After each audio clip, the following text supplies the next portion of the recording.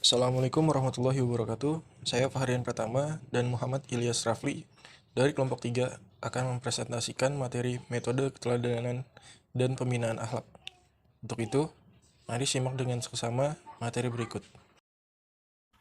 Pengertian keteladanan. Dalam Kamus Besar Bahasa Indonesia, keteladanan berasal dari kata teladan.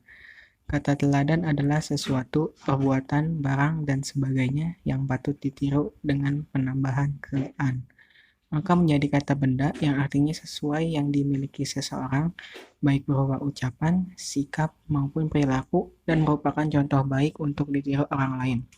Sedangkan dalam bahasa Arab adalah uswah al-hasanah, adalah suatu perbuatan baik seseorang yang ditiru atau diikuti oleh orang lain.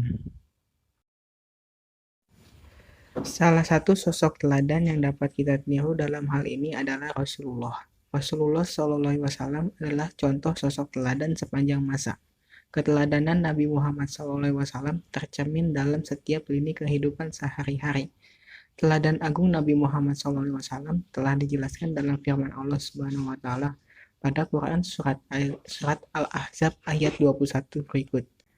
Kana lakum fi Rasulillahi uswatun hasanatun liman kana yarjullaha wal yaumal akhira wa dzakarallaha katsira.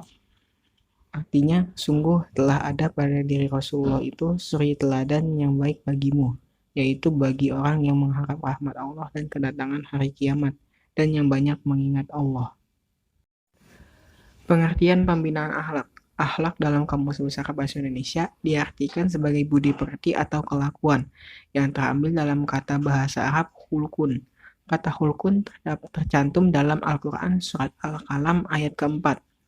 Wa innaka la'ala hulukin azim. Artinya, dan sesungguhnya engkau benar-benar berbudi pekerti yang luhur. Akhlak disamakan dengan kesusilaan dan sopan santun. Pembinaan akhlak merupakan tumpuan perhatian utama dalam Islam. Hal ini dapat dilihat dari salah satu tujuan Nabi Muhammad SAW yang utama, ialah untuk menyempurnakan akhlak yang mulia. Dalam salah satu hadisnya, beliau menegaskan, Innama bu'itsutu liutamama solihal akhlak. Artinya, sesungguhnya aku diutus untuk menyempurnakan akhlak mulia. Hadis riwayat Ahmad. Perhatian Islam yang demikian terhadap pembinaan akhlak ini dapat pula dilihat dari perhatian Islam terhadap pembinaan jiwa yang harus didahulukan daripada pembinaan fisik. Karena dari jiwa yang baik inilah akan lahir perbuatan-perbuatan yang baik. Pada tahap selanjutnya akan mempermudah menghasilkan kebaikan dan kebahagiaan kepada seluruh kehidupan manusia lahir dan batin. Metode keteladanan. Sebagai pendidikan yang bersumber kepada Al-Quran dan Sunnah Rasulullah SAW, metode keteladanan didasarkan kepada kedua sumber tersebut. Dalam Al-Quran, keteladanan diistilahkan dengan kata uswah. Kata ini terulang sebanyak 3 kali, yakni 2 terdapat pada surat Al-Mumtahanah ayat 4 dan 6, juga pada surat Al-Ahzab ayat 21. Dalam diri Nabi Muhammad SAW terkumpul sifat utama, yaitu rendah hati, lemah lembut, jujur, tidak suka mencari-cari cacat orang lain, sabar, tidak angkuh, santun, tidak mabuk pujian. Nabi Muhammad SAW selalu berusaha melupakan hal-hal yang tidak berkenan di hatinya, dan tidak pernah berputus asa dalam berusaha.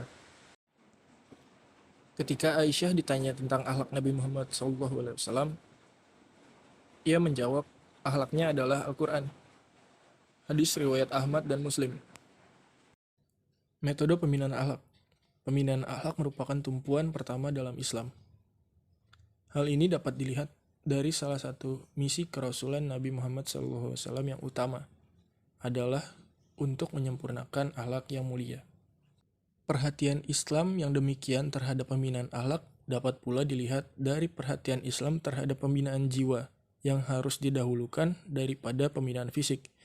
Karena dari jiwa yang baik inilah akan lahir perbuatan yang baik, yang selanjutnya akan mempermudah menghasilkan kebaikan dan kebahagiaan pada seluruh kehidupan manusia, lahir dan batin. Seperti dalam Al-Quran, Innamal mu'minuna allazina amanu billahi wa rasulihi thumma lam yartabu wa jahadu bi amwalihim wa anfusihim fi sabilillah. Ulaika humus shadiqun. Artinya, sesungguhnya orang-orang yang beriman itu ialah mereka yang beriman kepada Allah dan Rasul-Nya. Kemudian itu, mereka tidak ragu-ragu dan senantiasa berjuang dengan harta dan dirinya di jalan Allah. Itulah orang-orang yang benar imannya. Pembinaan akhlak dalam Islam juga terintegrasi dengan pelaksanaan rukun Islam. Hasil analisis Muhammad Al-Ghazali terhadap rukun Islam yang 5 telah menunjukkan dengan jelas bahwa dalam rukun Islam yang 5 itu terkandung konsep pembinaan akhlak. Misalnya, rukun Islam yang pertama adalah mengucap 2 kalimat syahadat. Kalimat ini mengandung pernyataan bahwa selama hidupnya manusia hanya tunduk kepada aturan dan tuntutan Allah. Orang yang tunduk dan patuh pada aturan Allah dan Rasul-Nya sudah dapat dipastikan akan menjadi orang yang baik. Begitu juga pada butir-butir rukun Islam yang lain. Masing-masing mengandung konsep tentang akhlak. Dalam proses pelaksanaan pembinaan akhlak, agar dapat tercapai secara maksimal dan sampai kepada tujuan pasti melalui beberapa metode.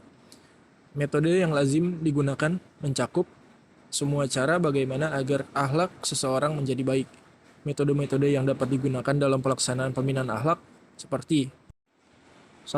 Pembiasaan, yaitu metode yang dilaksanakan mulai awal dan bersifat kontinu. 2. Keteladanan, maksudnya yaitu hal-hal yang dapat dicontoh atau ditiru.